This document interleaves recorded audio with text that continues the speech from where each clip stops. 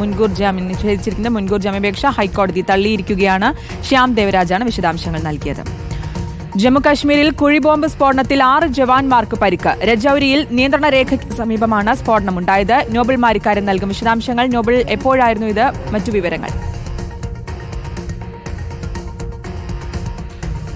ശ്രുതി, ഇന്ന് രാവിലെ 10:45 ഈ സ്ഫോടനം ഉണ്ടാകുന്നത്. രജൌരിലെ നൌഷേര സെക്ടറിന് സമീപം യഥാർത്ഥ നിയന്ത്രണരേഖയിലാണ് സ്ഫോടനം ഉണ്ടായത് എന്നാണ് സൈനിക വൃത്തങ്ങൾ ഇപ്പോൾ വ്യക്തമാക്കുന്നത്. പതിവ് പരിശോധന നടത്തുന്നതിനിടയിലാണ് ഈ സ്ഫോടനം ഉണ്ടായത്. ഗൂർഖ റൈഫിളിലെ ഉദ്യോഗസ്ഥർക്കാണ് പരിക്കേറ്റിരിക്കുന്നത്. 6 പേർക്ക് പരിക്ക് ഏറ്റിട്ടുണ്ട്. ഇവരെ രജൌരിയിലെ സൈനിക ആശുപത്രിയിൽ നിലവിൽ പ്രവേശിപ്പിച്ചു. ആരോഗ്യനില തൃപ്തികരം എന്നാണ് സൈനിക വൃത്തങ്ങൾ ഇപ്പോൾ വിവരം നൽകുന്നത്. എന്താണെങ്കിലും അപ്രതീക്ഷിതമായി ഉണ്ടായ ഈ സ്ഫോടനത്തിൽ അന്വേഷണം നിലവിൽ പ്രഖ്യാപിച്ചിട്ടുണ്ട്. എങ്ങനെയാണ് ഈ കുഴിബോംബ് വന്നത്, ആരാണ് സ്ഥാപിച്ചത് എന്നടക്കമുള്ള കാര്യങ്ങൾ പരിശോധിച്ചു വരുന്നു. ഭീകരവാദ ബന്ധം ഉണ്ട് എന്ന നിഗമനത്തിൽ തന്നെയാണ് സൈനിക വൃത്തങ്ങൾ ഇതുമായി ബന്ധപ്പെട്ട പരിശോധന നടത്തുന്നത് എന്നാണ് നമുക്ക് ഇപ്പോൾ വിവരം ഉള്ളത്. അങ്ങനെയാണെങ്കിൽ കൂടുതൽ ആളുകളെ ഉടൻ തന്നെ ചോദ്യം ചെയ്യാനുള്ള സാധ്യത അടക്കം ഉണ്ട്. ഇന്ന് സൈനികരുമായി ബന്ധപ്പെട്ട വിവിധ പരിപാടികളുടെ ഭാഗമായി പ്രതിരോധ മന്ത്രി രാജ്നാഥ് സിംഗ് ജമ്മു കാശ്മീരിൽ ഉണ്ട്. അതിനിടയിലാണ് ഇപ്പോൾ ഇത്തരത്തിൽ ഒരു സ്ഫോടനം ഉണ്ടായിരിക്കുന്നത്. അതീവ ഗൗരവത്തോടെ തന്നെയാണ് സുരക്ഷാ സേന ഇതിൽ കാണുന്നത്. 6 പേർക്ക് പരിക്കുണ്ട്. അവരുടെ നില ഗുരുതരമല്ല എന്ന സൂചനയാണ് ഈ ഘട്ടത്തിൽ രജൌരിയിൽ നിന്ന് പുറത്തേക്ക് വരുന്നത്. ശ്രുതി, രജൌരിയിൽ നിയന്ത്രണ രേഖയ്ക്ക് സമീപമാണ് ഈ സ്ഫോടനമുണ്ടായത്. 6 ജവാന്മാർക്കാണ് പരിക്കേറ്റത്. നോബൽ മാരിക്കാരനാണ് വിശദാംശങ്ങൾ നൽകിയത്.